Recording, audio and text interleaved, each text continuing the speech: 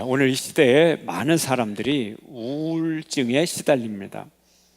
시대가 우울합니다. 우울할 일들이 많지요.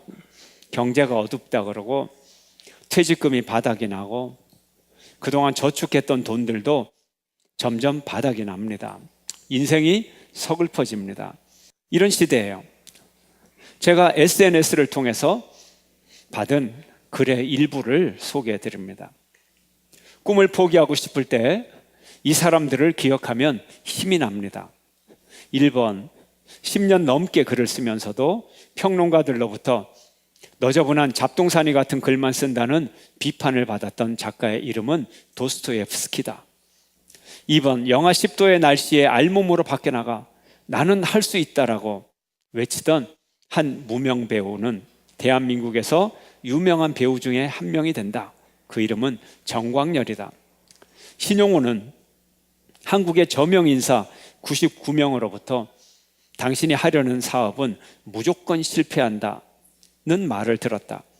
그는 안 된다고 했던 사업을 했다. 그것은 교보생명이다. 신용호는 교보그룹 창업자다. 하워드 슐츠는 스타벅스 사업 계획서 때문에 217명의 중요한 투자자로부터 거절을 받았다. 5번, NBA 시절 9,000번의 슛을 실패하고 3,000회의 경기를 패배한 선수의 이름은 마이클 조던이다. 6번, 빈민가에서 남들이 먹다 버린 빵을 주워 먹던 한 청년은 디즈니랜드를 설립한다. 그의 이름은 월트 디즈니다. 7번, 근육 무력증에 걸려서 5년 가까이 누워 지내던 박성수는 일랜드를 창업한다. 8번, 끝도 보이지 않는 가난에 절망한 나머지 독약을 마신 남생해는 세계에서 가장 큰 중국집을 만든 하림가게 사장이 된다.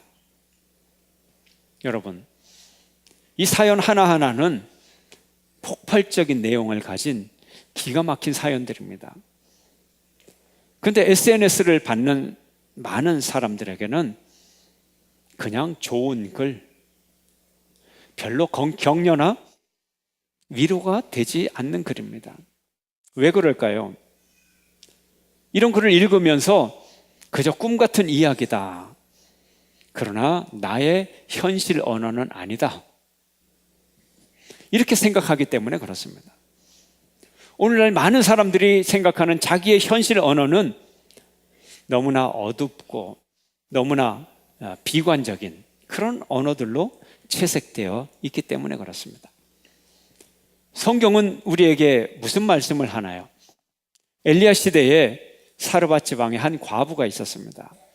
3년 이상의 가뭄이 되어서 먹을 것이 없습니다. 용케도 3년 동안 목숨을 부지하며 살고 있습니다. 그나마 음식이 떨어졌어요. 이제 며칠 동안을 굶었어요. 그리고 마지막 식사를 하고 죽으려고 합니다. 마지막 식사, 그래도 며칠을 굶으면서까지 남겨놓았던 마지막 식사는 밀가루 한 움큼, 이것을 굽기 위한 기름 몇 방울, 이것이 전부였습니다. 그런데 그때 갑자기 엘리야라는 선지자가 와서 말합니다. 그 밀가루와 그 기름으로 과자를 만들어 나를 주시오. 사르밧 과부는 그에게 대답합니다. 선지자님, 제발 그런 말씀 하지 마세요. 우리는 3년 동안 굶었고요, 최근 며칠 동안은 완전히 음식을 먹지 못했어요. 이제 이것으로 과자를 만들어 나와 내 아들이 마지막 식사를 하고 우리는 죽을 겁니다. 그런 얘기를 해요. 근데 선지자는 기어코 선지자라는 특권을 가지고 그 밀가루, 그 기름 몇 방울로 과자를 만들어 자기가 먹어요. 뺏어 먹어요. 대접을 했어요. 이때 신비한 일이 벌어집니다. 사르밧 과부가 선지자 엘리야에게 자기의 마지막 양식으로 과자를 만들어 드리자마자 밀가루통에서 밀가루가 떨어지지 않고 기름병에서 기름이 떨어지지 않았어요. 무엇을 의미하나요? 사르밧 과부는 가장 귀한 것을 포기했어요. 그러자 하나님께서 새로운 기적을 주신 거예요. 새로운 길을 열어주신 것입니다. 예수님은 말씀하십니다. 함께 읽겠습니다. 시작. 누구든지 제 목숨을 구원하고자 하면 잃을 것이요 누구든지 나를 위하여 제 목숨을 잃으면 찾으리라. 죽어야 새 생명이 열린다는 거예요. 지금 내가 이 생명 가지고 살아있는 한 새 생명은 아니죠. 현재 생명에 불과하죠. 예수님이 친히 십자가에 못 박혀서 돌아가시자 하나님께서는 부활이라고 하는 영원한 생명을 예수님에게 허락하셨어요. 십자가가 없이는 새 생명이 주어지지 않는 것입니다. 한 알의 밀알이 땅에 떨어져 썩지 아니하면 한 알 그대로 있어요. 썩어서 자기 모습을 버려야 새로운 모습으로 나오게 되는 것입니다. 여러분이 현재의 모습을 포기하지 않으면 현재의 모습 그대로입니다. 그러나 현재의 모습이 사라지면 새 모습이 나타나는 거예요. 새로운 미래는 내가 가진 모든 것을 지불해야 돼요. 여러분의 새로운 스타일을 원해서요, 지금 스타일을 버려야죠. 지금 스타일을 버려야 새 스타일이 나오죠. 지금 모습을 버려야 새 모습이 나오는 거예요. 지금 옷을 벗지 않으면 새 옷을 입을 수가 없는 것입니다. 사도 바울은 자기가 자랑스럽게 생각했던 자신의 출신, 과거, 명예, 학문, 이 모든 것을 배설물로 여겼어요. 다 버렸어요. 만약에 사도 바울이 과거의 모습을 붙잡고 있었다면 오늘날 신약 성경은 써지지 않았을 것이고, 오늘날 사도 바울, 우리가 알고 있는 사도 바울의 모습은 우리에게 전해지지 않았을 것입니다. 애국자와 순교자의 후손들이 모두 다 잘 사는 것은 아니지만, 그러나 분명한 것 한 가지는 현재의 것을 버리면 영원한 미래의 것이 주어진다고 하는 하나님의 법칙인 것입니다. 현재 땅의 영광을 포기하면 하늘의 영광이 온다는 하나님의 법칙인 것입니다. 여기서 우리의 삶의 자세가 나옵니다. 우리가 고난의 골짜기를 지나면서 하나님을 신뢰하고 죽을 수 있다면 하나님께서 가장 선한 길로 우리를 인도하고 있는 것입니다. 베드로를 볼까요? 베드로는 예수님을 부인하고 그는 제자로서 자격을 상실했습니다. 이제 과거의 직업 갈릴리 어부로 다시 돌아갔습니다. 고기잡이를 다시 시작합니다. 그런데 예수님이 그에게 찾아왔습니다. 첫사랑을 회복시켜 주시고 그에게 목자의 사명을 주십니다. 베드로는 주님을 포기하고 다시 갈릴리로 돌아갔지만 주님은 베드로를 포기하지 않고 그에게 다시 찾아갔습니다. 그를 신뢰합니다. 내 양을 치라, 내 양을 먹이라 사명을 주었어요. 그때 베드로는 새 출발을 할 수가 있었습니다. 오늘날 우리에게도 말합니다. 우울한 시대에 속아 넘어가지 마라. 내 아들아, 내 딸아, 좌절하지 마라. 내가 너희와 함께 하리라. 내가 너희와 함께 하리라. 세상 끝날까지 너와 동행하리라. 주님은 우리에게 새로운 기회를 주시기를 원합니다. 과거에 머무르지 마십시오. 계속 어부를 하지 마십시오. 주님의 부르심에 응하는 여러분 되시기를 축원합니다. 이사야서 40장 31절은 말합니다. 함께 시작. 오직 여호와를 앙망하는 자는 새 힘을 얻으리니 독수리가 날개치며 올라감 같을 것이요 다른 박질하여도 곤비하지 아니하겠고 걸어가도 피곤하지 아니하리로다. 아멘. 우리가 오늘 본문 여호수아 시대로 한번 뒤돌아가 봅시다. 모세가 12지파의 지도자를 뽑아서 가나안 지방에 정탐꾼으로 보냈습니다. 40일 동안 가나안 지방의 모든 정보를 수집하게 합니다. 거기에 땅은 비옥한지 비옥하지 않은지, 사람들은 강한지 약한지, 키는 어떻게 되는지, 곡식은 잘 자라는지, 토지는 비옥한지, 나무는 잘 자라는지, 성들의 방어 진지는 잘 되어 있는지 모든 정보를 꼼꼼하게 수집을 해왔습니다. 그리고 12명의 정탐꾼들은 그 땅이 비옥하다는 증거물로 큰 포도송이를 하나 갖고, 포도송이가 얼마나 큰지 한 명이 들 수가 없어서 막대기에 끼어서 두 사람이 그 포도송이를 증거물로 들고 옵니다. 이스라엘 백성들 그것을 보는 순간 입이 떡 벌어집니다. 온 세상에 저렇게 큰 포도송이가 있느냐?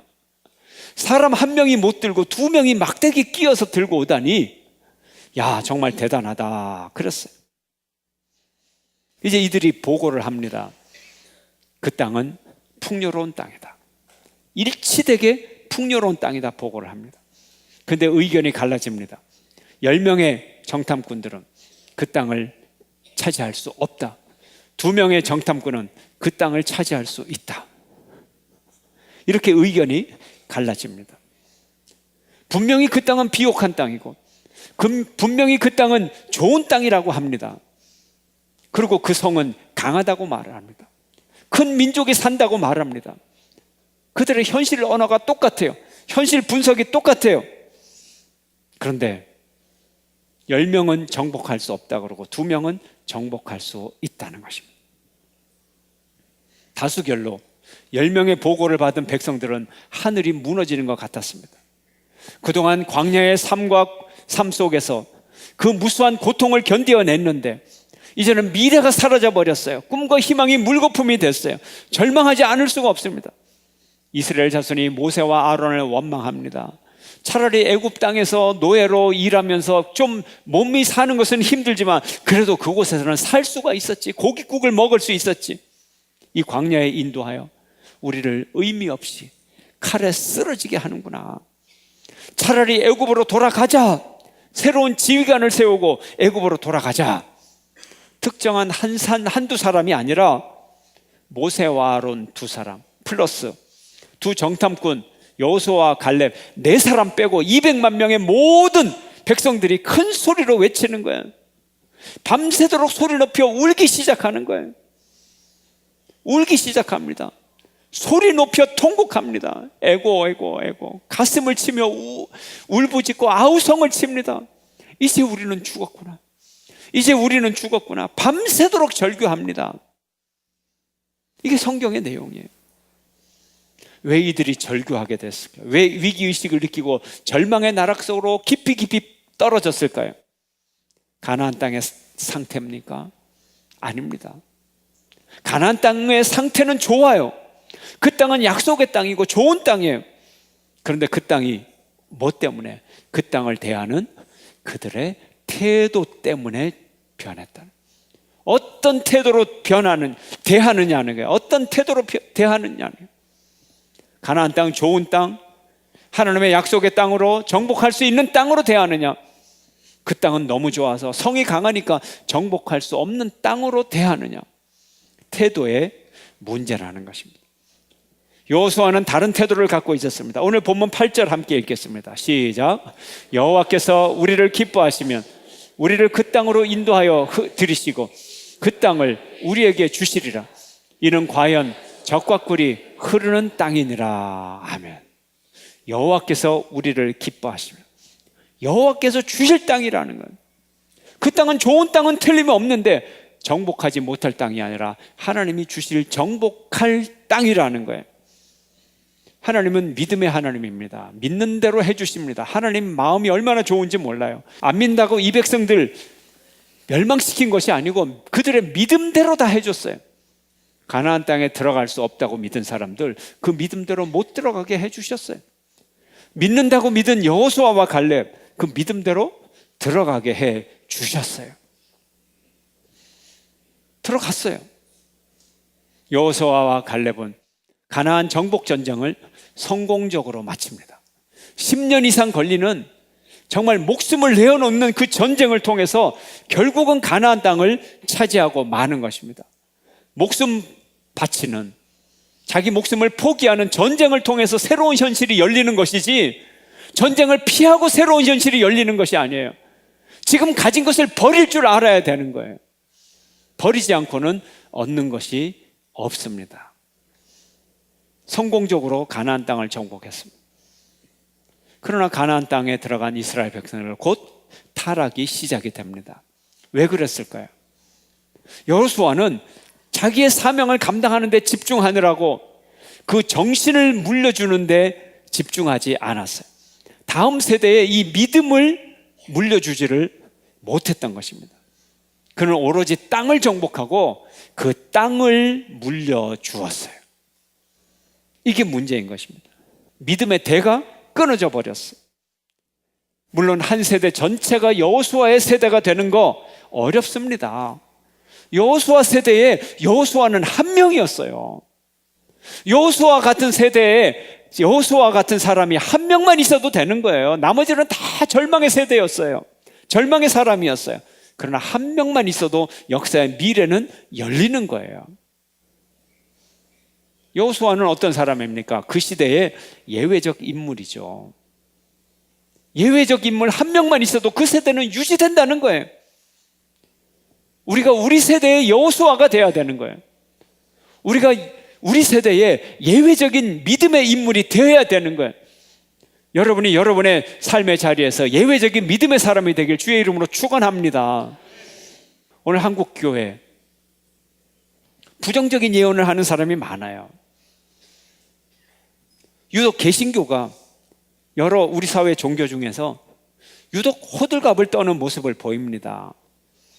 너무 경솔하고 비관적인 언행이 부정적인 믿음을 더 키우게 되는 거예요. 절망을 더 키우고 우울을 더 키우게 되는 거예요. 문제 없는 때는 없습니다. 항상 문제가 있어요. 그러나 문제가 있다 그래서 망하는 건 아니에요. 한국 갤럽이 종교 조사를 했어요. 2014년도 작년 결과가 올해 나왔는데 종교인과 비종교인이 50대 50이에요. 딱 반이에요. 반. 1984년에 44%가 종교 인구였어요. 그리고 2000년, 20년 후 2004년에 종교 인구가 10% 상승해서 54%. 그리고 10년 후에 다시 4% 하강해서 현재 50대 50이에요. 종교인과 비종교인. 비종교인들의 종교 호감도 지금은 내가 종교를 믿지 않지만 언젠가는 믿게 될지도 몰라 뭐 이런 사람들, 그 사람들이 10년 전에 67%였는데 지금은 54%로 떨어졌어요. 특히 젊은 세대 평균이 50%인데 젊은 세대 20대는 종교 인구가 31%, 30대는 종교 인구가 38%, 평균 50%보다 현격하게 낮아요. 그런데 이 인구는 모든 종교를 통틀어서 한 겁니다. 여기에 다시 또 불교, 개신교, 천주교 또 나누면 또 퍼센트가 또 좁아지게 돼 있어요. 한국 천주교 주교회의가 발표하는 발표를 보면 신부의 수의 증가율이 낮아졌어요. 가톨릭 신학대학의 신입생 수가 줄어들었어요. 2011년에 223명이었는데 2014년에는 160명으로 떨어졌어요. 거의 25% 이상 되는 숫자. 가톨릭 신학생 총수도 줄었어요. 10년 전에 1372명이었는데 작년에 1224명, 150명, 총수도 150명이 줄었어요. 조계종에서 2004년에 출가한 스님은 320명. 그런데 2014년에 한 해 출가한 스님은 240명, 320명에서 240명. 스님 숫자도 줍니다. 개신교 목사님의 경우 유지되거나 소폭 상승했습니다. 개신교는 교단이 굉장히 많아서 목사님들이 엄청나게 쏟아지고 있어요. 우리 예장통합교단 한 곳만 보더라도 매년 600명 정도의 목사님이 새로 우리 교단 한 군데서만 목사님이 배출이 됩니다. 도리어 개신교에서는 다른 문제를 갖고 있어요. 성직자가 적어서 문제가 아니라 개신교는 목회자가 너무 많아져서 문제다. 이렇게 문제가 달라요. 한국교회에 대한 온갖 비관적인 예측이 난무합니다. 교회가 쇠퇴했다고, 쇠퇴해 간다고 단정하는 표현이 난무합니다. 그 영성이 여호수아 시대에 울부짖는 백성과 같은 수준이라는 거예요. 막말 수준이에요. 지나가면서 그냥 툭툭 던지는 말이 저주예요, 저주. 한국교회 쇠퇴의 원인은 이런 겁니다. 아니, 뭘 쇠퇴합니까? 쇠퇴하지도 않는데 쇠퇴의 원인은 이런 겁니다. 한국교회가 쇠퇴에서 벗어나려면 이렇게 해야 됩니다. 이게 막말이라는 거예요. 이게 막말이라는 거예요. 우리는 문제가 많아요. 그러나 문제는 해결하기 위해서 있는 거예요. 가나안 땅이 비옥하고 가나안의 성이 높아요. 성이 높아서 못 쳐들어가는 게 아니에요. 성이 높으면 그것은 해결해야 될 문제예요. 그것은 전투에서 이겨야 될 대상이에요. 그래서 절망하는 거 아니에요. 그래서 망하는 거 아니에요. 문제 때문에 망하는 사람 아무도 없어요. 문제는 풀기 위해 있는 거지. 아무리 어려운 문제가 있어도 다 그 문제 풀고 다 대학 들어가고 다 입사하고 그래요. 예. 문제가 어려워서 다 떨어집니까? 붙는 사람이 있고 떨어지는 사람이 있어요? 문제가 어려워서 떨어지는 거 아니에요. 문제가 어려워서 망하는 거 아니에요. 경제가 어려워서 회사가 망하는 거 아니에요. 모든 회사가 다 어려운데 다 망하는 거 아니에요. 속아 넘어가면 안 돼요. 이거 사탄의 전략이에요. 막말을 해대면 안 돼요. 자기 자신을 저주하면 안 돼요. 자기 가정과 자기 사업과 교회를 저주하면 안 되는 거예요. 사탄에게 속아 넘어가는 거예요. 우리가 여호수아처럼 당대를 열심히 살아가야 돼요. 그리고 이 믿음을 가르쳐 줘야 돼요. 우리가 이만큼 이루었어, 우리가 이것을 이루었어 라고 말하면 안 되는 거예요. 이것을 이루었어, 이만큼 이루었어가 아니라 우리는 이것을 이렇게 이루었어, 이런 방법으로 이루었어, 이런 믿음으로 이루었어. 이 믿음을 물려줘야 되는 거예요. 내 백성을 위로하라, 이 교회를 위로하라. 진정한 위로는 희망을 주는 것입니다. 희망은 무엇입니까? 출구가 있는 미래를 보여주는 거고, 열매가 있는 미래를 보여주고, 전환점을 보여주는 거예요. 이 현실을 통해서 우리가 어디까지 도달하는 거예요. 그 목적지가 어디인가에 따라 보는 눈이 달라져요. 현실을 보는 눈이 달라지고 현실을 이길 수 있는 힘이 그 안에서 나오는 것입니다. 현실 가운데서도 희망을 가진 사람은 그 출구를 보고 전환점을 보고 미래를 바라보고 열매를 바라보며 그 길을 따라가는 것입니다. 현재의 모습이 아닌 현재 모든 것을 다 버리고 모든 것을 투자해서 완전히 새로워지는 그 현실까지 나갈 수가 있게 되는 것입니다. 이 용기를 가지게 되는 것입니다. 그래서 여호수아와 갈렙은 다른 10명의 정탐꾼과 모든 백성들과 싸웠어요. 믿음을 가지고 싸웠어요. 그러나 싸우는 것 같아도 싸우는 것이 아니라 절망한 그들을 위로하고 있는 것입니다. 위로하는 거예요. 우리가 이 사회를 향해서 잘못된 교회의 미래를 가진 사람들을 향하여서 우리가 꾸짖는 것처럼 보여도 실상은 다른 것을 보고 희망을 보라고 권고하고 위로하고 있는 것입니다. 같은 현실이지만 바라보는 눈이 다르기 때문에 그렇습니다. 우리 시대의 여호수아와 갈렙이 되는 여러분이 되시기를 축원합니다. 그리고 다음 시대에 여호수아와 갈렙을 키워가는 여러분 모두가 되시기를 주의 이름으로 축원합니다.